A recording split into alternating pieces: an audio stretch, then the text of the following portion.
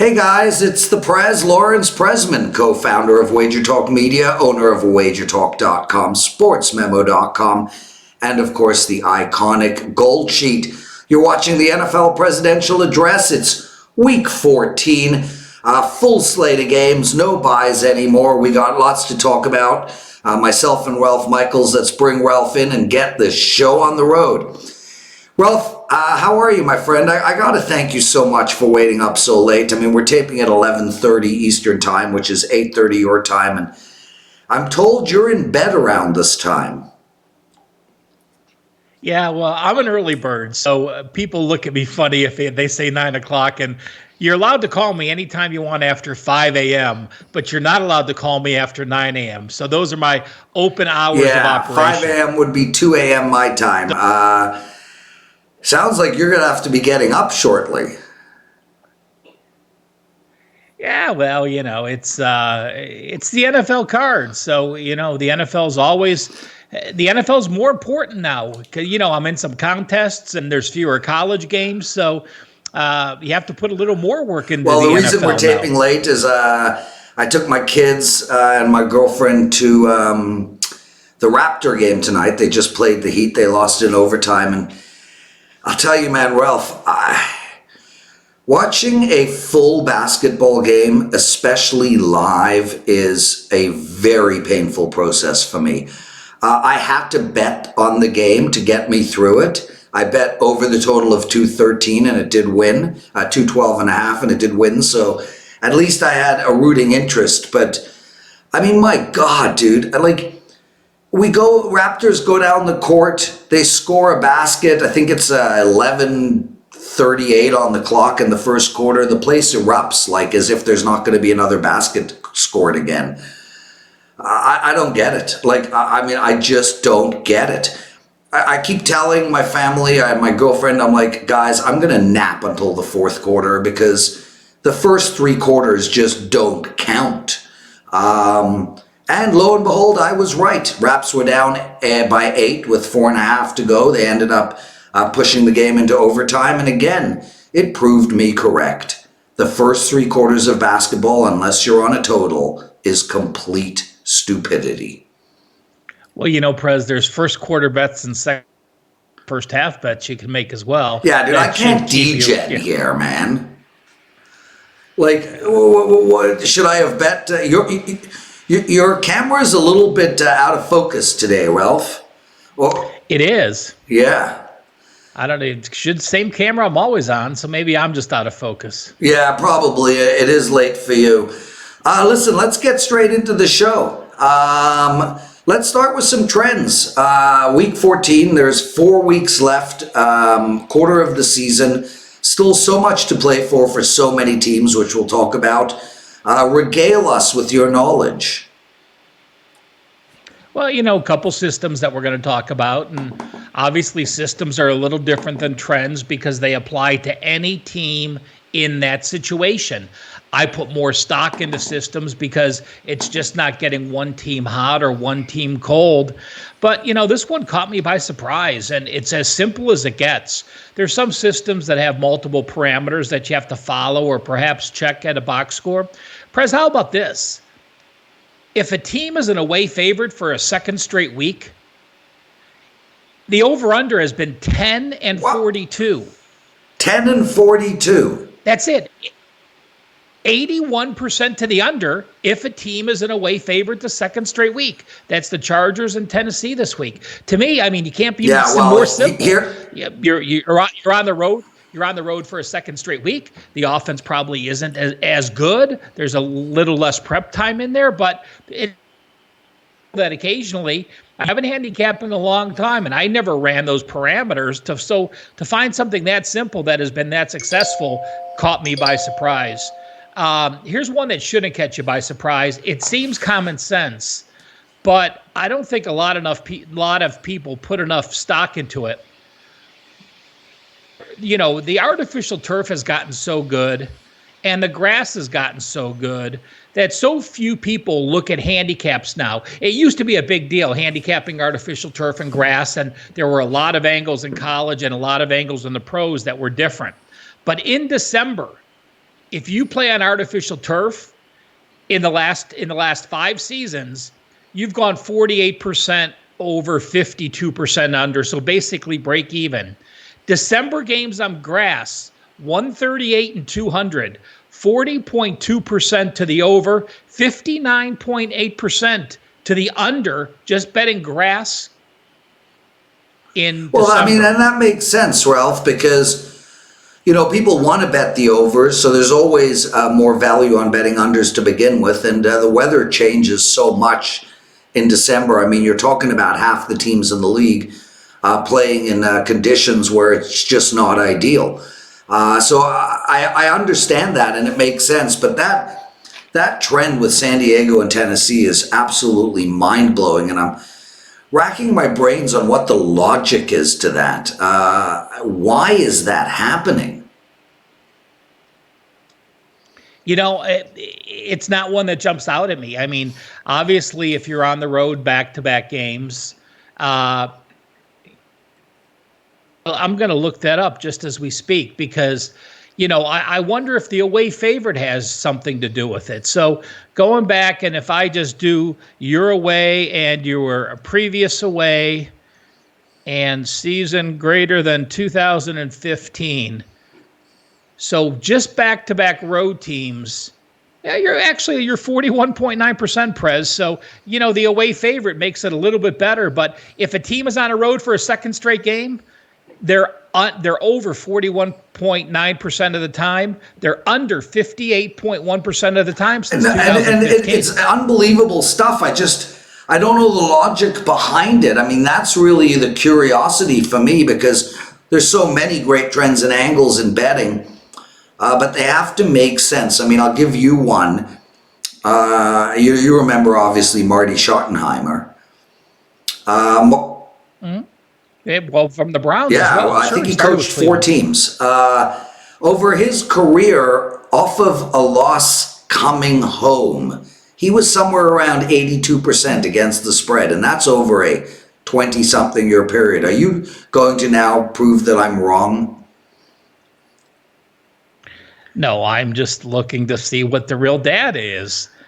And previous loss and home. How are you going to do that for Marty Schottenheimer teams?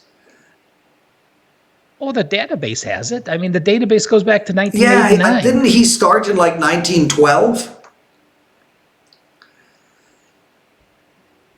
Yeah, Prez. Way off?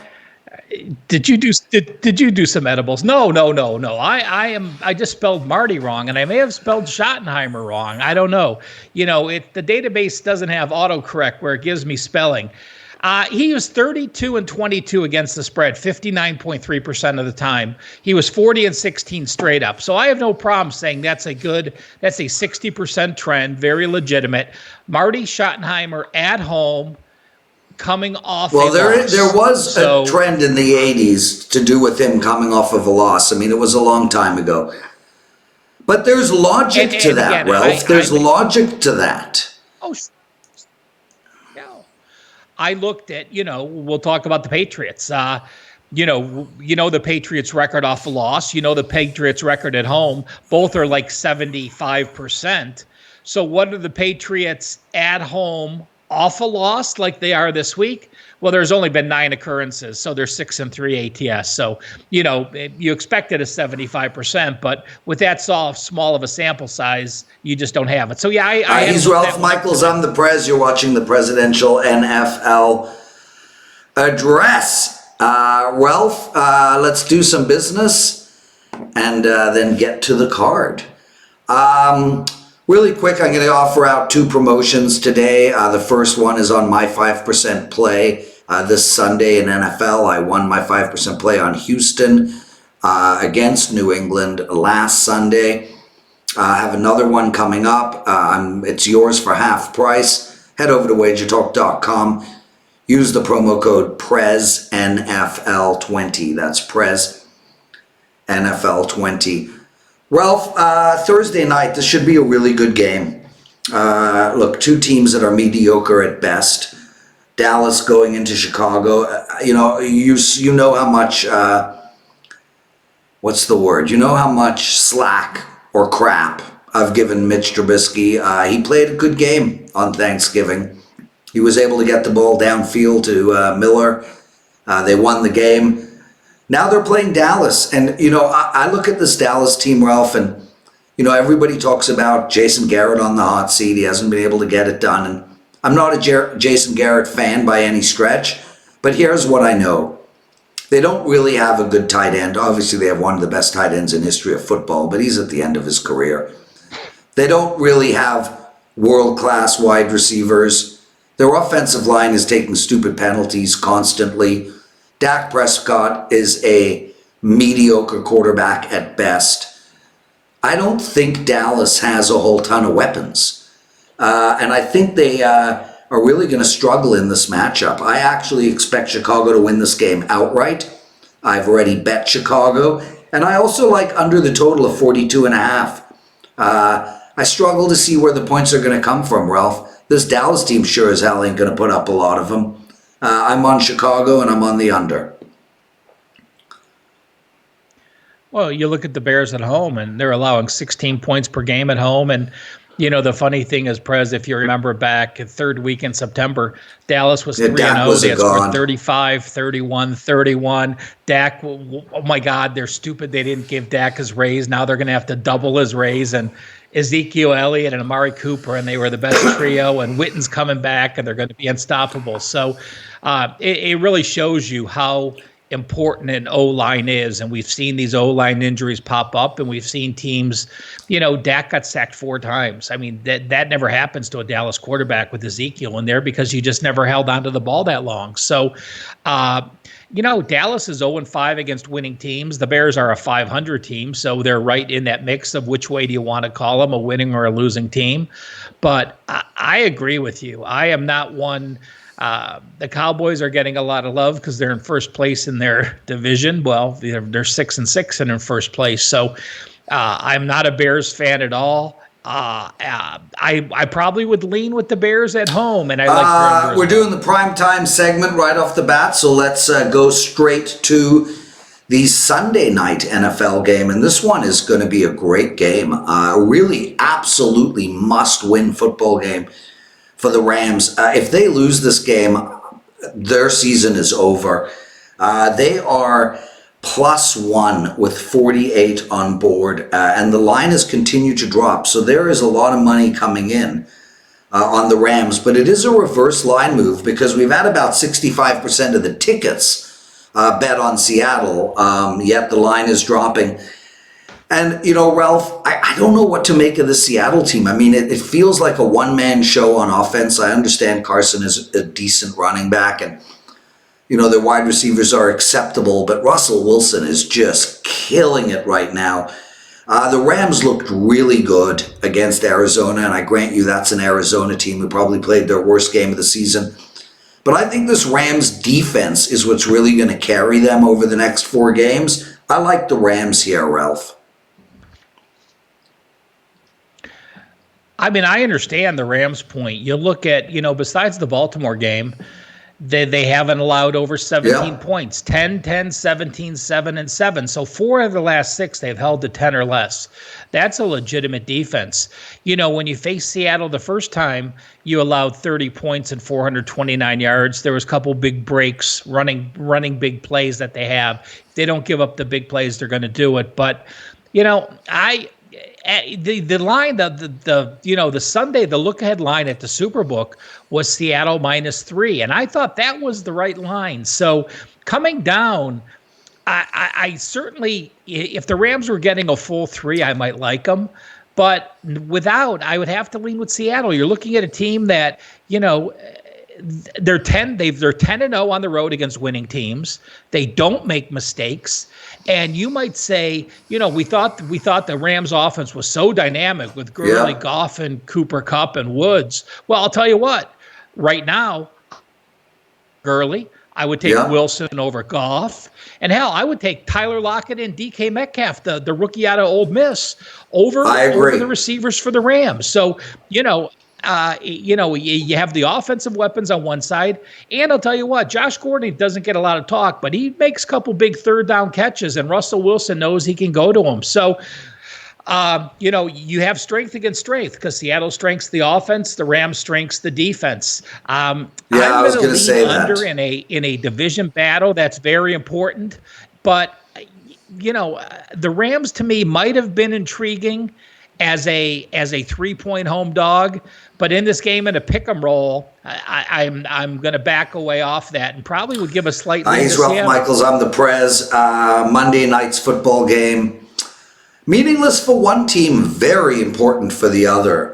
Philadelphia, however bad they have been playing, destiny is in their hands, Ralph.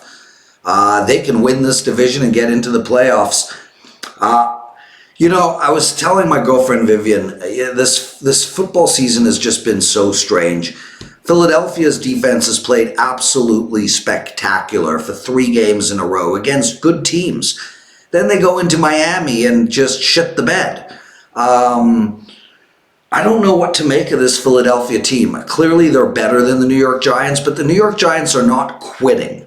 What I like here, Ralph, is the over. 46.5 is the total. It's a Monday night game, which does tend to have a little bit more scoring in it to begin with. But I've said the Giants can score. And we saw what Philly did last week. They can score too. I'm not going to get to the window on this game, nor the Seattle or Rams game, but I do lean on over the total.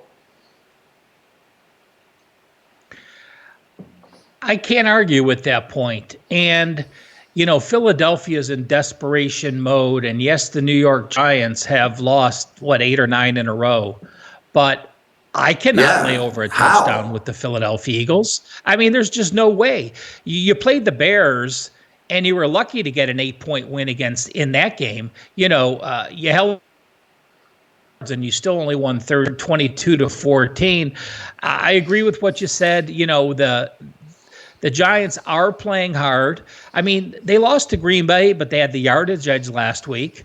Against the Bears and against the Jets, 2 of the best defenses in the league. They did struggle, but those were on the road. I expect the Giants to finish the season strong with Daniel Jones, but I will say they've had a big home-road dichotomy the last couple weeks. Looking at their road games against the Jets, 15 first downs, and against the Bears, 14 first downs. Well, is the Eagles' defense comparable to those two? Yes, if you don't look at the Miami game, but then I will say that Miami game was on the road as well. So Philly back at their preferred. Philly at home allows 271 yards per game. Philly on the road allows 395 yards per game, 124 yards more. So, with Philadelphia being at home, it's a game I'm not going to have any interest in because Philadelphia, desperate, yes, has to win, but I'm not laying more than a. Ralph, real quick again, I have a 5% play this Sunday.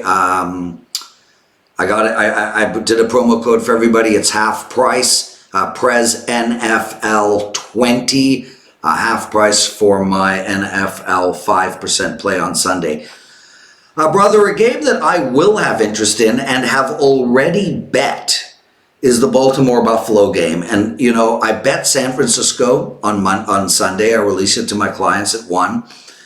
And I'm going to be betting Buffalo here too, Ralph. Firstly, I just want to stop and say this Buffalo team is phenomenal.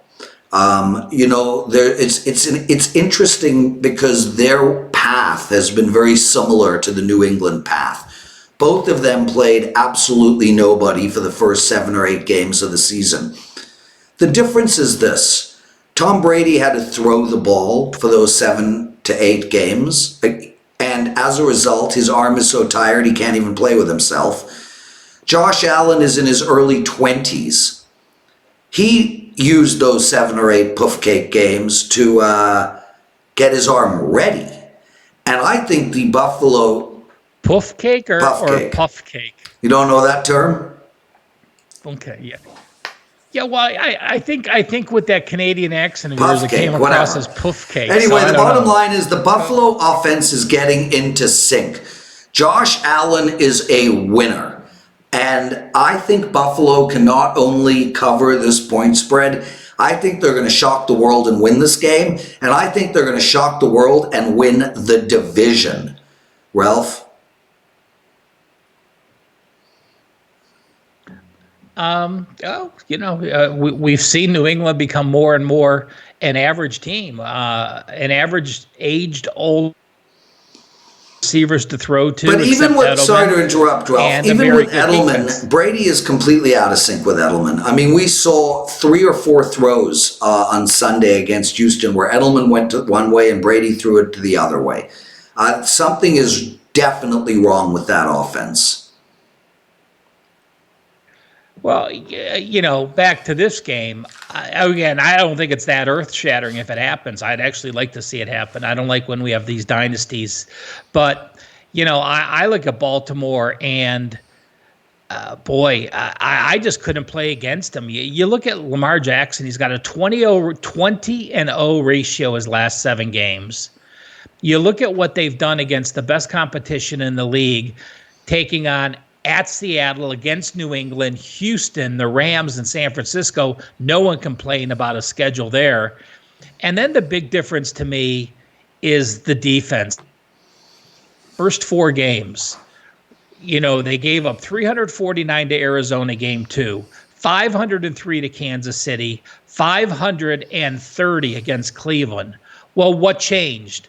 Well, I'll tell you what, they got Marcus Peters at one corner and they got Jimmy Smith back at the other corner. Those 2 cornerbacks with that defense has made them an elite defense. And that's the reason I think Baltimore is just going to continue to win. They don't need to rely on Lamar Jackson. Lamar Jackson does what he does and does it so well. You're 14 of 18 on 4th downs. Why? Because you have all those options and all those available with Jackson running the ball. I can't step in the way of Baltimore. I was not a fan early, but boy, I sure have become recorded a couple games. And if you have 2 cornerbacks that can cover man like they do, that just changes your entire defense where you have all those extra guys to spy a quarterback, and blitz extra guys without any detriment to the Listen, I mean, I don't disagree with anything you've said, and I think Baltimore is the favorite to win the Super Bowl. I think they're a really, really great team. I think from a Buffalo perspective, Buffalo's defense just matches up well to that run-pass option that Baltimore is running. They're one of the fastest defenses in football. Shaq Lawson is an animal. Their cover guys are really good as well, so don't sleep on that defense. I wouldn't be surprised if this game goes under, but I am betting Buffalo. I'm going to just say this, Prez. You go back and you look at the offenses Buffalo has faced: Dallas, Denver, Miami, Cleveland, Washington, Philly, Why Miami. didn't you throw New England in there? They're probably the worst of all of them. I am, but that was a long time ago, and you just talked about how bad New England is. I'm looking at their card, and I don't think they have faced a top 12 offense the entire season.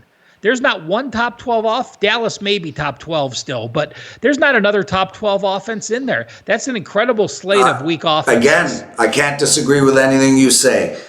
Washington, big win, Ralph. Going into Green Bay, going into Carolina, pulled it out of their ass. Green Bay minus 13, total of 42.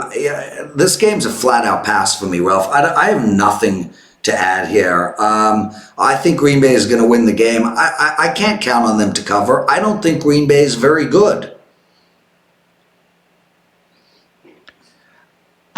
This is another game that I am not touching. I'm not going to touch a 13.5-point spread when all Green Bay has to do is win. I would love to play against the Washington Redskins. You look and people are talking, well, Darius Geis and Adrian Peterson together are a dynamic offense, and they rushed for 248 yards. Bullshit. That's against the Carolina team that has quit. The week before against Detroit, that same dynamic offense rushed for 86 yards. 2 weeks ago against the Jets, that same dynamic offense rushed for 54 yards. So all of a sudden they have one game and people say, oh, Geis and Peterson are a great combination. I would absolutely love to play against Haskins and the Skins off back-to-back wins. Bill Callahan has been the interim for 7 games. They've scored 7 offensive touchdowns in those 7 games. I just can't play against them in this Green Bay spot. Coming home against Philadelphia next week, when Philadelphia will be a short road favorite. Yeah, me as well, Ralph. Me as well. Quick scroll change. I want to talk about Tony Finn. He actually went 0-2 on Sunday. I think his first losing NFL day of the year, but still 68% in NFL. He followed it up Monday with a 2-0 Monday. Tony is 72-39 in his last 111 plays. That's 65%. 65% all sports run in 111 plays. That is absolutely ridiculous. I took $100 off of his monthly package. The code over at wagertalk.com is Tony Month. I know, Ralph, not the greatest promo code ever handed out, but that's what it is, Tony Month. Brother, Denver going into Houston, and you know I've been high on Houston all year. Obviously I look at this game and I think Houston's going to win this game going away. With that said, Denver, showed some moxie and they have not quit. They are obviously in need of seeing what Drew Lock is about as a quarterback. And I think for that reason, I expect them to throw the ball. I like the over in this game. I haven't decided whether to get to the window yet with it. 41.5. I can count on Houston putting up 24 points, I believe. I think Denver's going to throw the ball here, Ralph. I'm going on the over. You're on your own there. I'm looking at a Denver team that has scored 15 points per game on the road. I'm looking at a Denver team that a rookie quarterback who's been injured and hasn't taken a lot of reps is now making his first road start. I'm looking at a rookie quarterback who, before this past game against the Chargers, where they only had 218 yards and 13 first downs against the Chargers, the team now has film on them. I love playing against these young quarterbacks in this first road game, and I will be doing so with Houston.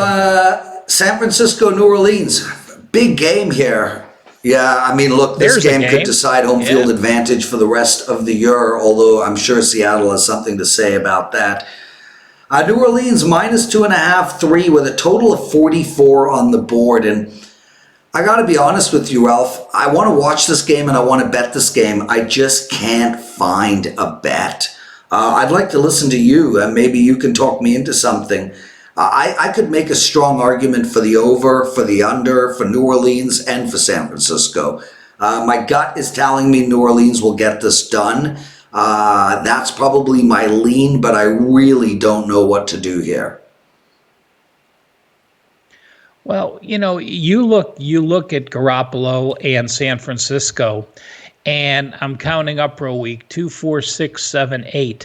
We're only sacked 8 times. Now in the last 4, 12 times, we've seen the O-line issues. We've seen Staley hurt. We've seen them moving guys around. And that's a big deal. Now New Orleans certainly isn't going to get what they did last week against Atlanta on the road, but that same team had 4 sacks against Carolina, and they had 4 sacks at home against Arizona, and they had 6 sacks at home against Tampa Bay. So at home, they've got a very strong sack percentage. Defense keeps playing well. Since they gave up 515 yards at Seattle week 3, they've held 5 of the 9 opponents to under 290 yards, and they have not allowed any opponent 352 yards or more in the last 9 games. First 3 games, they allowed 414, 380, and 515. Every game since that time, again, under 352 yards. I cannot back San Francisco coming off going to Baltimore and then going to New Orleans back-to-back games. I didn't look up, and I feel bad I didn't do this for our viewers. San Fran, at the beginning of the year, they played at Tampa and they played at Cincinnati back-to-back weeks. DeBartolos are obviously huge in Youngstown, so they flew to Youngstown and they stayed east instead of flying back and forth. I will try to Google real quick.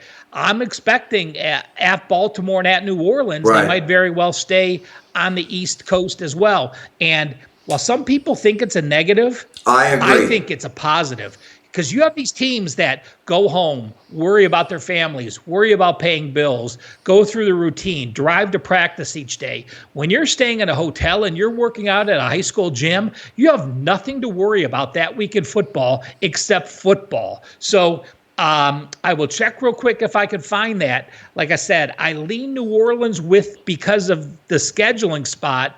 But if, again, the 49ers, it really does. To me, it's a very bonding experience. Well, and I think the bonding experience is a very important point, Ralph. You know, I've had the pleasure of talking to a lot of professional athletes. And, you know, the ones that win the Stanley Cup or the Super Bowl or the World Series, they all talk about how the team has gelled and become one and how they all play for each other and they're a family.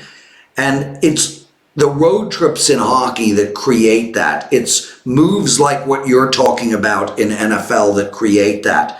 I think if San Fran did stay on the East Coast, I think that will bode well for them. But yeah, listening to you, man, you know, that New Orleans defense is so nasty. I could see New Orleans winning this game. And, you know, there's no reason at -2.5, Ralph. If I'm going to make a bet on this game, I'm likely going to take it on the money line with New Orleans. And Prez, as I said, you know, earlier this year when they did it, they stayed at Youngstown.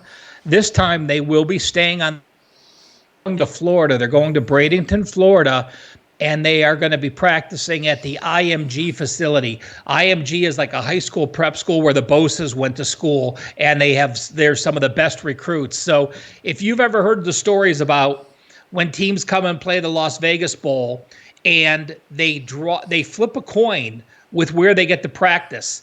One of them practices in UNLV's facility. One of them practices at a high school at Bishop Gorman. Whoever wins the coin flip gets to practice at Bishop Gorman, the high school. The facilities are that good. They're much better than UNLV. IMG Academy in Bradenton has facilities better than most colleges. So another instance, just an example, when the New Orleans Saints went west early this year, they played the Rams. They stayed on the East Coast. What did they do? They went to Seattle and won. So a couple instances there where the teams did stay on the opposite coast and did win. Guys, as you can hear, there's a little bit of a jerk on the sound tonight. I don't know why it is. I mean, our sound is perfect almost every day. Every 10th word that comes out of Ralph's mouth is disappearing into thin air. I mean, we use Skype to run these shows through into a broadcasting software program. And man, like sometimes Skype is just so annoying. I am checking out Zoom, but, I just don't know how to use it, man. And Prez, there's many times where I'm now in time where there's much more usage of the internet. Yeah. People are at home in my complex, and it's just probably a weaker connection than when it's the middle of the afternoon and no one's home. So that's the problem when you're in an apartment complex like I am, and and doing the videos. There are certain times where we just lose some bandwidth, and unfortunately, the videos do suffer. Well, clearly Cincinnati wants Tua. In order for them to get him, they need the number 1 draft pick. They cannot win another game this year. They're going into Cleveland. Yet here I look at -8.5 for a Cleveland team. This team is a mess. Freddie Kitchens is a disaster. The shirt he was wearing was so childish. I can't back Cleveland here. I can't take Cincinnati. Pass. Well, this from our esteemed Gold Sheet. Did you know that the Cincinnati Bengals are now 8-1 ATS, their last games? Take away that London game, and they have been competitive on the road. Tank. I just think they lost so much talent. Listen, you lost you had Ross as your number one receiver. He doesn't play. You have Green, your number one receiver. He doesn't play. You try the fiasco that is Ryan Finley. They don't play well. But this team wasn't that bad. I mean, their over-under win total was, I think, 6, 5.5, or 6 at the beginning of the year. They have a lot of close games. They lose to Pittsburgh by 6, lose to Oakland by 7, lose to the Rams by 14, Jacksonville 10, Baltimore 6, Arizona 3. They're in every game. I would back Cincinnati here. I don't think they're tanking. You have a first-year head. You're not going to coach with it. You're not going to tank with a first-year head coach, because if he does tank, what do? They get rid of him and bring in another guy. I expect Cincinnati to try hard. He's Ralph Michaels. I'm the Prez. You're watching the NFL Presidential Address. It's up at Wager Talk TV, our YouTube channel, the number one YouTube channel by far. Ralph? I have one more angle, Prez. And I looked this up just because of the Bengals. I'm going to give you a quiz. You tell me the answer. From week 9 or later, so a team is at least 0-8. If they win their first game of the season and it's week 9 or later, what do they do their first game after they win? Do they cover or do they fail? I would guess they fail to cover. Gone 13-4 against the spread, 77%. That's another amazing stat, and there is logic behind that, Ralph. Carolina going into Atlanta here, 47.5, -3 for Atlanta. I'm going to bottom line this game. I like the over, and I like it a lot. I think these teams are going to go up and down the field. Neither of them have anything to play for. I expect them to go for it on fourth downs. I expect a very aggressive play calling strategy. It's indoors. I'm on the over. Well, this is a game again, I have a lot of trends and a lot of stats and a lot of database information, but I don't have any. So, Ron Rivera, it seems like the players really did like him. Newton came out today and talked about he shouldn't have been fired. Yeah. And the team has talked about how much they loved him. So, there are times when a team might say, hey, let's win one for the Gipper. Now, he is already fired, so you don't know what the situation is going to be. The thing on the Atlanta side is, you could say they're still trying. I mean, losing to New Orleans, they didn't quit that game. They kept fighting back, and they got those couple onside kicks. And even against Carolina the week before, they were trying. The way Panthers gave up, if Rivera was there, I would probably have a play on Atlanta at home. But it's a no play for me just because the coach was fired and you don't know the mentality of the players in the locker room. And frankly, from my perspective, he should have been fired. Detroit going into Minnesota here. Minnesota -13. This Detroit team, it's been a hard luck season for them, Ralph. They have been in every single game. I honestly feel like their season turned for the worse. Forget the Matt Stafford injury, but I think their season turned when the refs handed Green Bay a victory. Minnesota, man, I think they're so good, and then they stink. And then I think they're so good, and then they stink. I pass. Well, look, hey, hold on. Let me ask you this. In their last 8 games, they're 6-2. Yep. Their losses are by 3 points to Kansas City and by 7.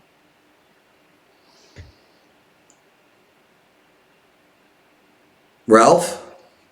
Jesus, this sound is just pissing me off. Can you say that again, please? All right. Yeah, absolutely. I said Minnesota is now 7-2 their last 9 games. Their losses were at Kansas City by 3 points and at Seattle by 7 points. Where do they stink? To me, the play calling is driving me mad. But it is with a lot of these teams here. And, yeah, I'm just bitter with them right now. I had Minnesota last night. I'm bitter. Okay. You can't let one loss cost you 2 losses. Again, this is the exact same situation. You have David Blau now making his first road start. Very good defense, having film on a young quarterback. So you're prepared to take the 13 points? I'm prepared. Yeah, lay the points. Points. Miami going into New York, playing the Jets, 5.5 to the Jets, a total of 45. This Miami team, kudos to their coach, Ralph. It's been an outstanding job by him. I mean, this team was dead in the water, and they've been playing really tough. And Ralph, that play call with the guys, the whole line lining up on the left. We saw two incredible play calls last week. That was one of them. I mean, that was just such a brilliant play call and so well executed. The second brilliant play call was the Deshaun Watson touchdown on a reverse to a wide receiver who basically rugby threw it over to Deshaun for the score. The New York Jets, they were fat and sassy going into Cincinnati last week. Then they got completely exposed. I don't like to keep saying pass, brother, but I can't give out suggestions. This is a betting show. People use their money. I gotta pass again, man. I can tell you this. There is no coach who wants to win any game more than Adam Gase wants to win this game. Miami taking the Jets job, losing the first game, getting upset in Miami as an away favorite. And now if he loses to them again, Miami would be 7-1-1 their last 8. A lot of those were his wins. So, boy, if he ever had a game plan to do it, and I will say this, we have a big home road dichotomy with the Jets. You look at what they've done recently, the 271 yards against Cincinnati, but they had 401 against Oakland, put up 34 against the Giants. I think as long as the weather stays okay on the forecast, this is the game I like the over. The Jets 4 points in 3 straight games before that Cincinnati bonker. Now back at home. Miami's a team. Listen, it's just fundamentally silly to bet on a team that is last in rushing and second or last in defensive rushing. Those type of teams aren't supposed to win or cover games. I think a lot of people still look past Miami and aren't focused, but with Gase, I'm sure he's going to have some tricks up his sleeve. Flores playing young and not worried about. He's got a young team and he's just making play calls. He's Ralph Michaels. I'm the Prez. Check us out, guys. Wager Talk TV, our YouTube channel. We're just about at 42,000 subscribers. We're the largest handicapping channel on YouTube in the world by far. And we have a lot of shows. Ralph and Joe Ranieri do a college basketball show every single day, Monday to Friday. Joe Ranieri also hosts an NBA show every single day, Monday to Friday. We have Drew Martin from Sports Memo, who hosts a lot of shows as well. And of course, myself, I host 2 daily shows. One is our hockey show, Puck Time, and the other is The Betting Edge, which is just a potpourri of shows. So make sure to check that out. Make sure to tell your friends about us. And please, if you guys are watching this video and you haven't subscribed to our channel, really important for us to get those subscriptions up. Cracking 100,000 subscribers on YouTube is a very big deal from YouTube's perspective, and it helps continue to perpetuate our growth. So that's our goal, and we need all of you guys to help us get there.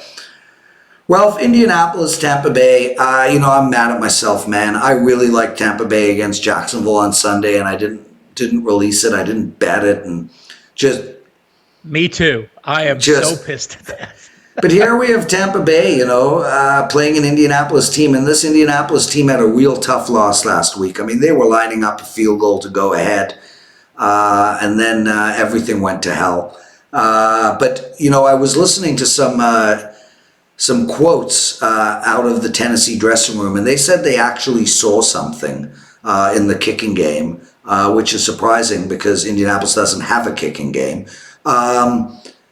So I don't know, maybe Indianapolis is tipping their hat or just not blocking the guys on the edge. Whatever the case may be, this Indianapolis team is very well coached, and they still have a shot here. Tennessee's schedule is a mess.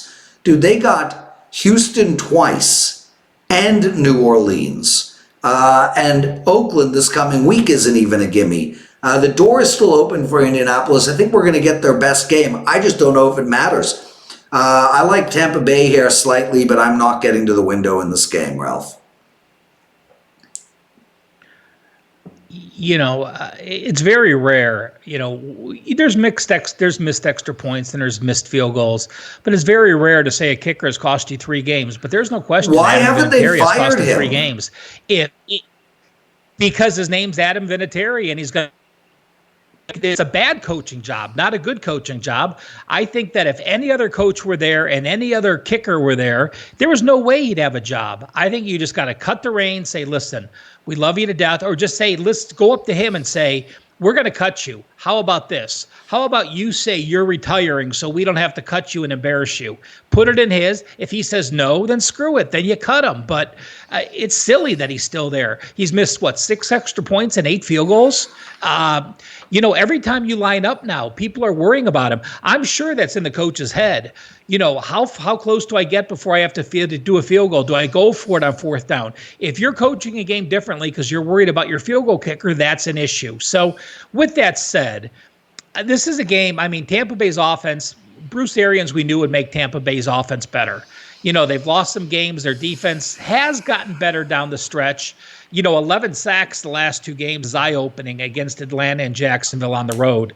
But Indy's a team that doesn't give up a lot of sacks. And I like the over in this game.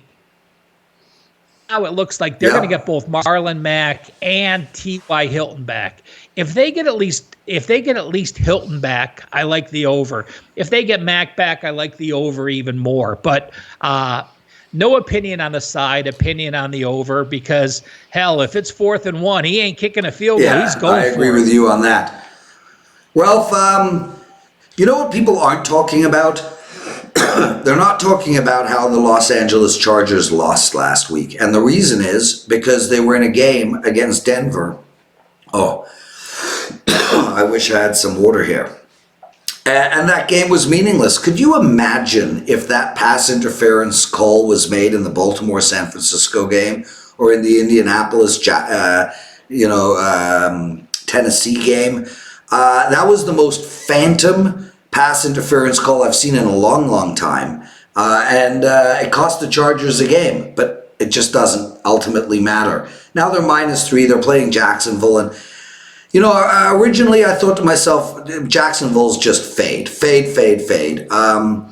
I've been telling you for 3 weeks that Nick Foles is a disaster of a quarterback. And now he's benched. Great contract that one was. The mustache is back, and for that reason, Ralph, I think Jacksonville might be a play-on team this week.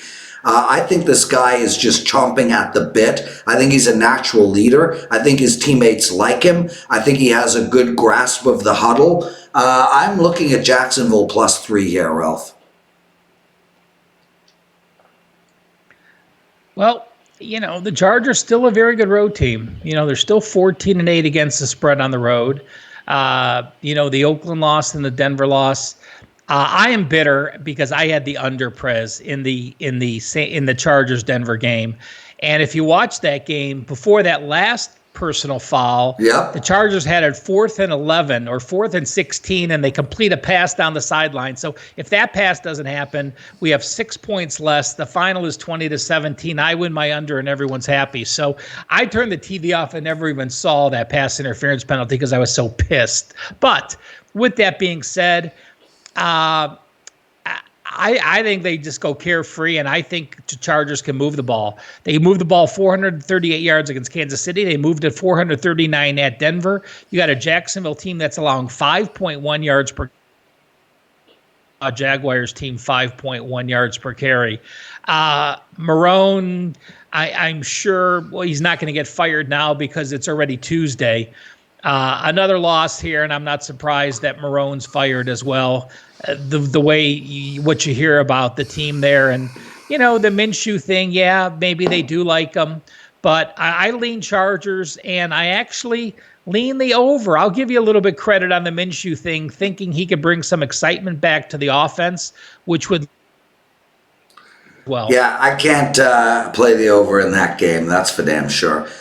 Kansas City going into New England, playing the Tom Brady armless Patriots.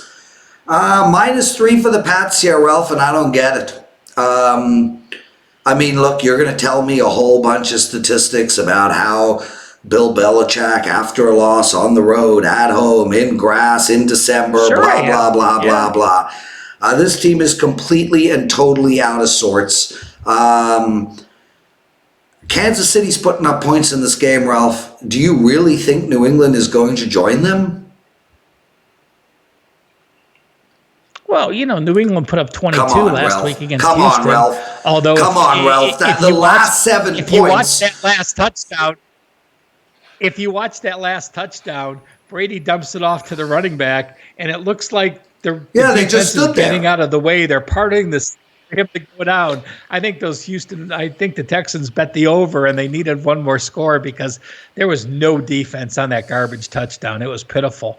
Well, okay, I don't want to hear any stats, dude. Everybody knows them. New England off loss. Ralph, I don't want to hear it. New England at home, 43-18, 70. I say Can I ask you a question? New England's defense.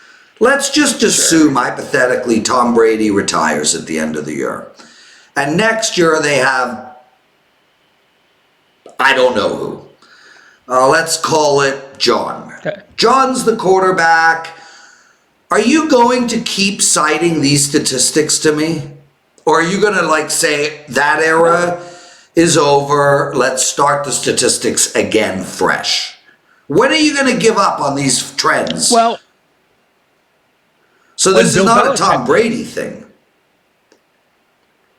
No, it happens that Brady's there, but the trends are coach related for the most part. In this case, they're related. Equal, I think.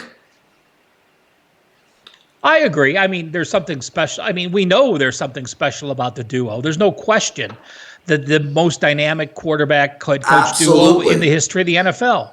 So, but I don't tell the trends when to stop, Prez. How about I tell the trends when to stop? Well, you can't. Because they didn't win last week. You can't tell them to not do it. They weren't off a loss last week. They weren't at home last week. These are the trends that say they were at home and off a loss. It was at Baltimore. What did they do? They got a Philly. Yeah, they won and covered ugly, but they still won and covered. So I don't tell the trends to stop. If all of a sudden the trends go 2-8, then they stop and I don't start saying them. But until the trends actually stop, I'm going to keep saying them and you're going to keep saying you're them. But with that said, I'm not going to back New England here.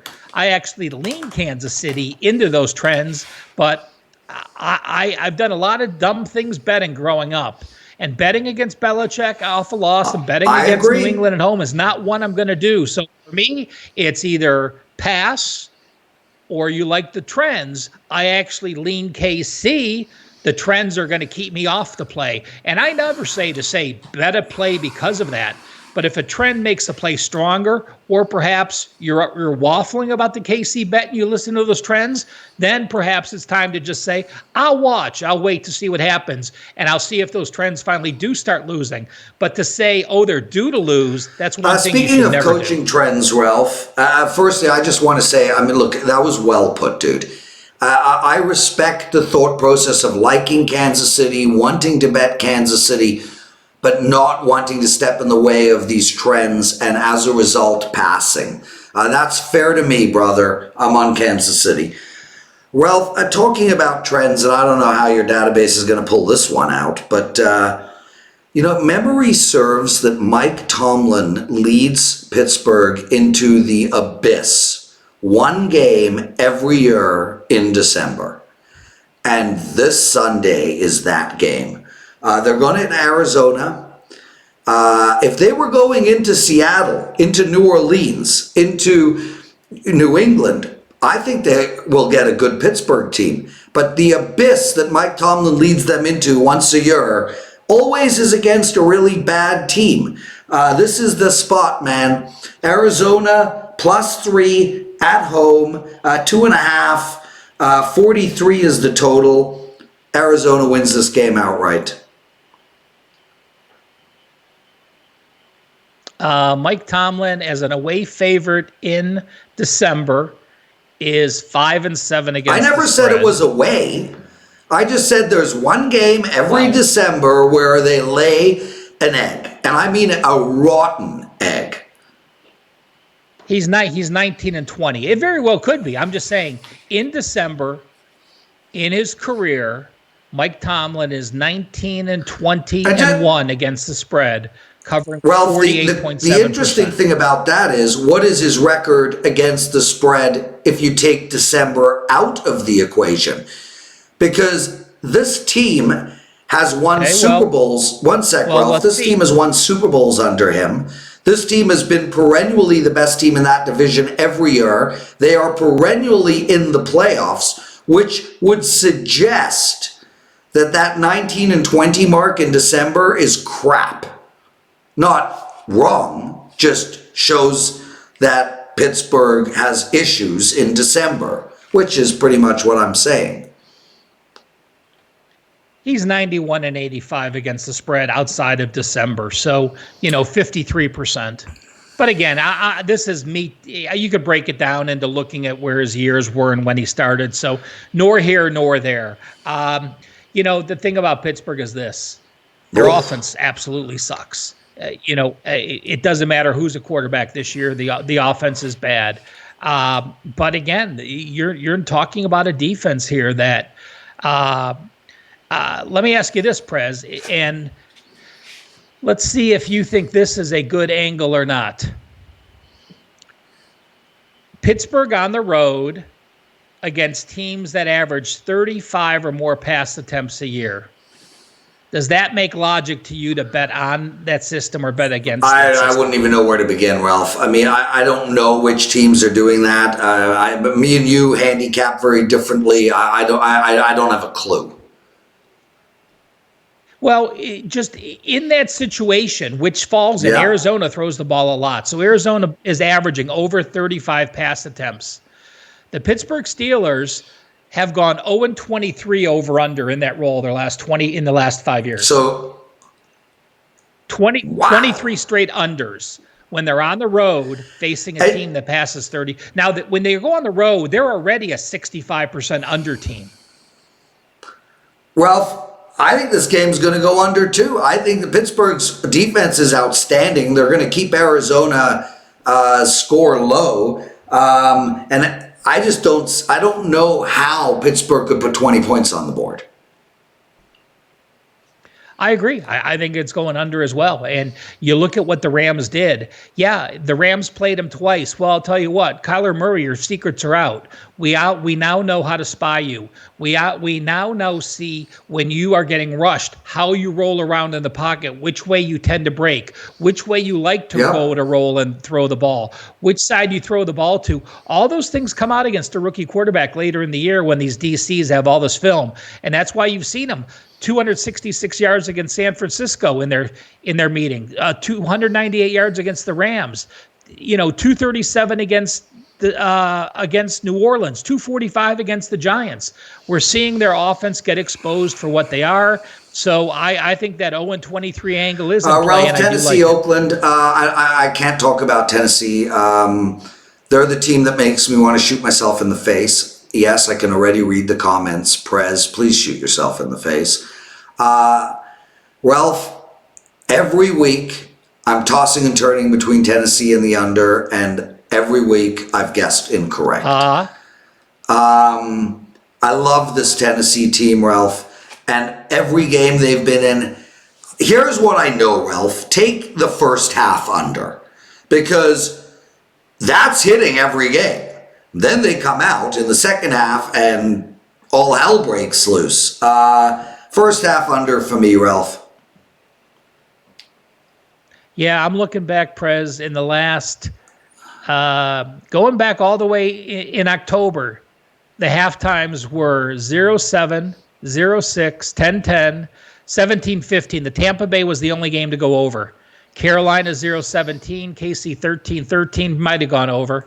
Jacksonville 7-3, Indy 7-10. So you're probably 8-2 to the under or 2-8 to the over. And we know Oakland's apt to have slow starts as well. Although they had that 21 points against Kansas City, that was to some big plays. I still don't think the Oakland team was very good, even when they went through that 3-game stretch.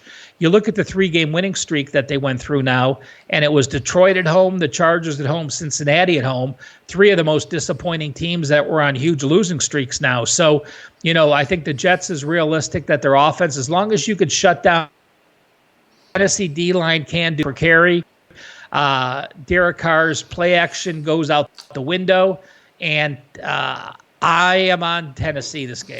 I like it, Ralph. Thanks for a wonderful show, dude. Money line wise, I've told you guys throughout the show, I like Chicago to win outright.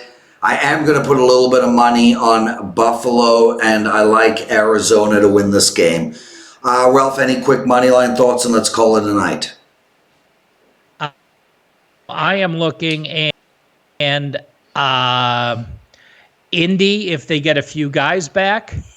And that's really it for me. Indy's the only one that I like this week. So it's to cover. So, I think the at this point, I missed that ending, man. The sound has just been so in and out. But we got a great show. You gave a ton of information. I mean, if you go back a year and watch the shows with Kelly and myself, I think I did 80% of the talking. Now it's reversed because I am fascinated with the stuff that you say. I actually use this hour as a learning experience. So thank you, my brother. You are a Jedi master. Be well, my friend. Keep kicking ass, and we'll see you next Tuesday.